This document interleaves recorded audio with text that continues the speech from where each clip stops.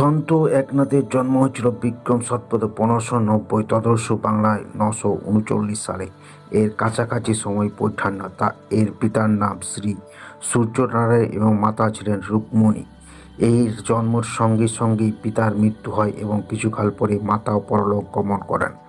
তাই তার পিতামহ চক্রপাণি তার লালন পালন করেন। শ্রী একনাথ ছোটবেলা থেকে অত্যন্ত বুদ্ধিমান ছিলেন। অল্প বয়স থেকে তিনি রামায়ণ, পুরাণ, মহাভারতের জ্ঞান লাভ করেছেন। এর গুরু ছিলেন শ্রী জনার্দন স্বামী। গুরুর কৃপায় উনি অল্প সাধনার দ্বারাই ভগবান দত্তাত্রেয়ের দর্শন লাভ করেছিলেন।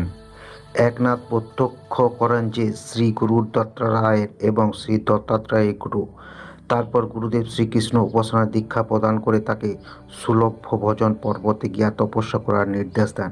কঠোর তপস্যার পর উনি গুরুর আশ্রমে ফিরে আসেন এবং তার আদেশে তীর্থ ভ্রমণে যান। তীর্থযাত্রা শেষ করে শ্রী একনাথ তার জন্মভূমি পৈঠান্যে ফিরে আসেন এবং পিতামহ ও পিতামাহী এবং গুরুর নির্দেশে বিধিমতো গৃহস্থশ্রমে প্রবেশ করেন। তার ধর্মপত্নীর নাম ছিলেন গিরিজা বাই। তিনি অত্যন্ত পতিব্রতা এবং আদর্শনীয় গৃহিণী ছিলেন। শ্রী একনাথের অত্যন্ত সংযমী গৃহস্থ জীবন ছিল। সেখানে নিত্যকথা কীর্তন হতো, তারপর সকলেই আহার করত। অন্নদান এবং জ্ঞানদান দুই তার গৃহে নিরন্তর চলতে থাকত। তার পরিবারের উপর ভগবত কৃপা সদাই বর্ষিত হতো, তাই অভাব নামে কোনো বস্তু ছিল না। শ্রী একনাথ মহারাজ বহু সদ্গুণ পরিপূর্ণ ছিলেন। তার ক্ষমা ছিল অত্যন্ত অদ্ভুত। তিনি প্রত্যহ গোদাবরীতে স্নান করতে যেতেন। পথে একটি সরাইখানা ছিল, তাতেই একজন মুসলমান থাকতেন। শ্রী একনাথ যখন স্নান করতে ফিরতেন তখন সেই মুসলমান তার উপর কুলকুচি করে ফেলতেন।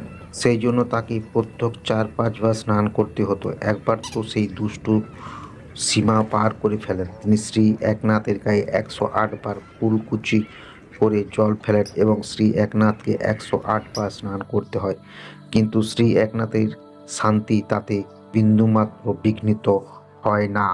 শেষে দুই দুষ্ট তার কৃতকর্মের জন্য অনুতপ্ত হয়ে শ্রী একনাথের ভক্ত হয়ে যান। শ্রী একনাথ প্রাণীদের উপর দয়া অত্যন্ত অদ্ভুত ছিল। একবার তিনি প্রয়াগ থেকে কলস ভর্তি করে গঙ্গা জল নিয়ে শ্রী রামেশ্বরে যাচ্ছিলেন। পথিমাধ্যম তৃষ্ণার কাতর একটি গাধাকে দেখতে পেলেন। শ্রী একনাথ কলসের সমস্ত গঙ্গাজল গাধাকে পান করিয়ে দিলেন। সঙ্গী সাথীরা আপত্তি জানান। তিনি বললেন, ভগবান রামেশ্বর প্রতিটি কোণা নিবাস করেন। তিনি গাধারূপে আমার কাছে জল চেয়েছেন, তাই আমি সমস্ত জল রামেশ্বরকে অর্পণ করেছি। গাধার পান করা সমস্ত জল সোজা রামেশ্বর কাছে চলে গেছে।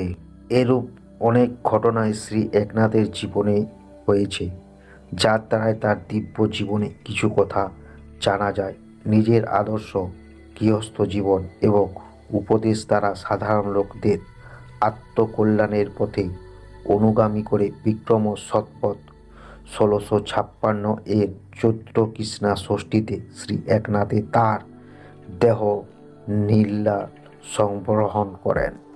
এর রচনা সময়ের মধ্যে শ্রী ভগবত একাদশ স্কন্ধের মারাঠি টিকা, রুক্মিণী স্বয়ম্বর, ভাবার্থ রামায়ণ ইত্যাদি বিখ্যাত।